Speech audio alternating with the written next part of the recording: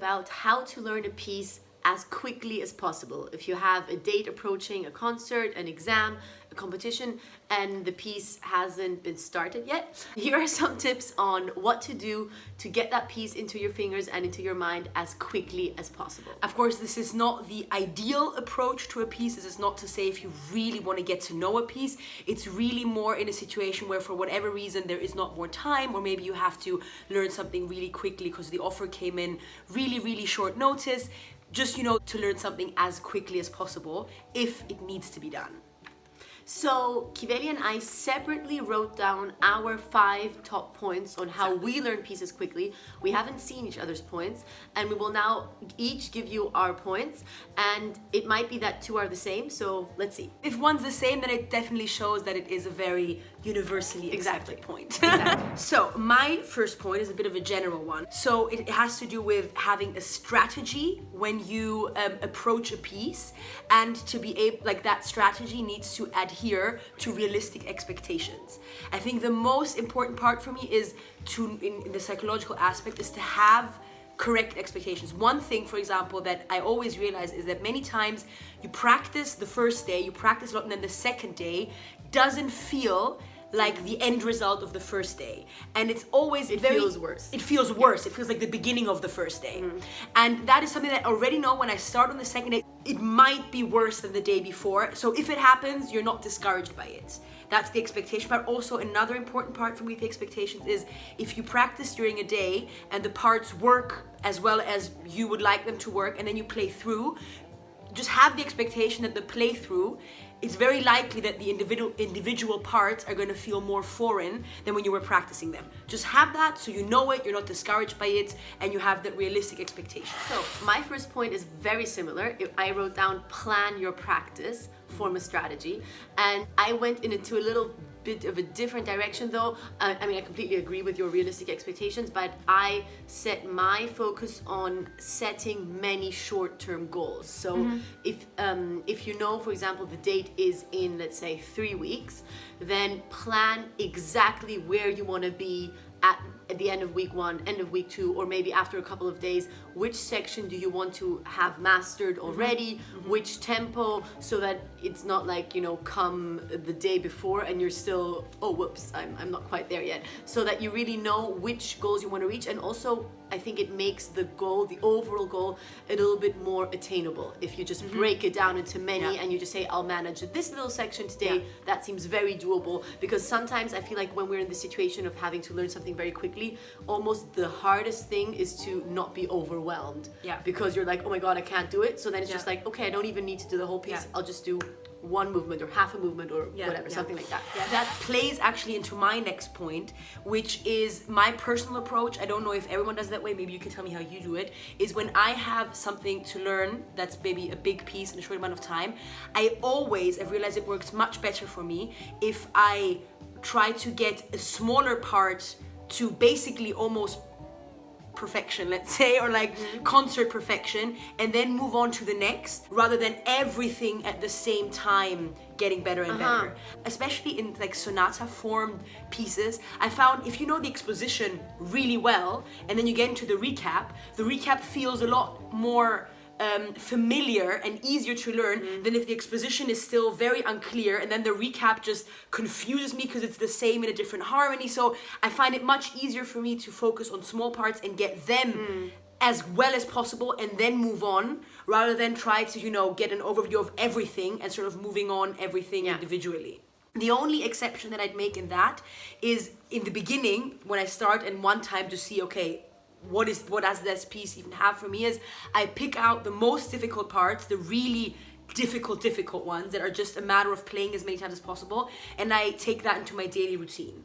I try to do not more than a maximum of 5, if the top 5 parts, and to have them daily, because some parts just need to be played as much as possible. That's just the thing.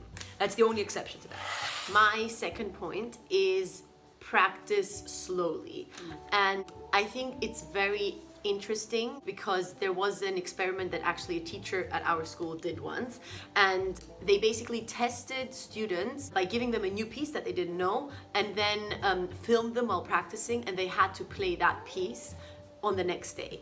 And they found out that those students that played it the most perfectly, and this is just purely the notes, nothing to do with musicality or anything like that, but just that played it technically the most perfectly, were the ones that practiced it with the correct notes from the start. So basically, don't do that kind of a run through where you're getting into the feeling, messing up a lot, but it's like, doesn't matter anyway.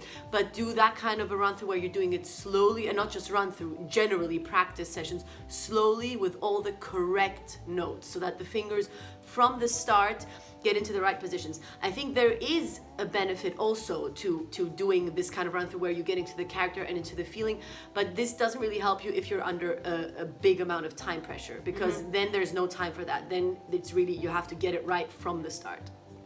That is exactly my next point. It was exactly the same study actually that you just pointed out, because we studied at the same university. And the thing that stuck with me as well is that one of the most obvious indicators to the quality of the performance the next day were not the people that practiced longer or played it the most right during the practice session, but one of the most important indicators was if the last time they played it in their practice was correct, ideal as they could have done it, or not.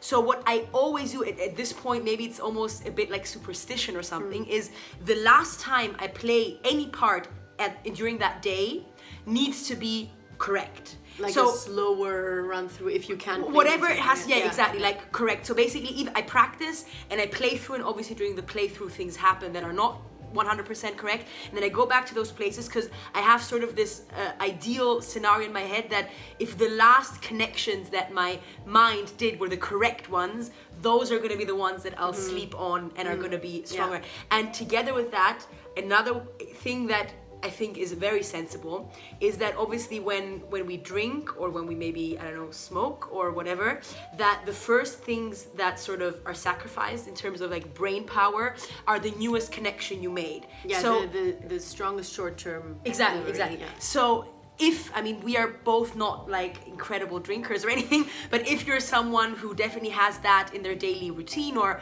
more often, maybe it's something to have in mind that if you've really done a great amount of improvement during one day and it's improvement you want to keep, maybe turn down the drinking that evening, because it can really ruin those last connections you did, and that's of course not ideal. So my next point is similar to your second point actually, and it is to focus on the hard bits mostly and not the easier ones.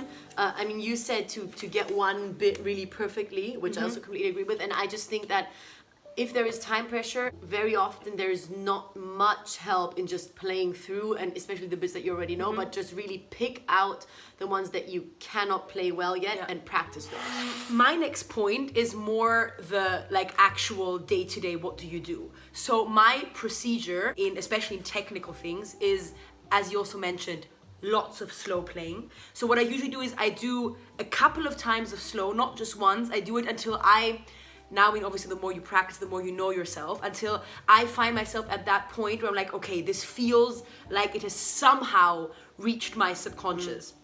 Because the goal in any type of learning is to reach your muscle memory as quickly as possible. Everything that I do is consciously to try to engage my muscle memory, because when your muscle memory starts helping you out and it's not just all conscious having to control every finger, that's when things start getting considerably easier. So everything I do when I practice is designed with that goal, when I have to practice something quickly. So the slow playing is slow until I feel, okay, this has gotten, like my muscle memory is in it right now. Then the second thing I do is practice techniques. Now I know that you have posted tons of different practice techniques on your channel. Basically those are the ones I do as well. It depends of course on what it is. Is it thirds? Is it octaves? Is it jumps? Is it runs? Whatever it is, like we have our specific techniques that we do that also not just once, multiple times, because of the muscle memory factor.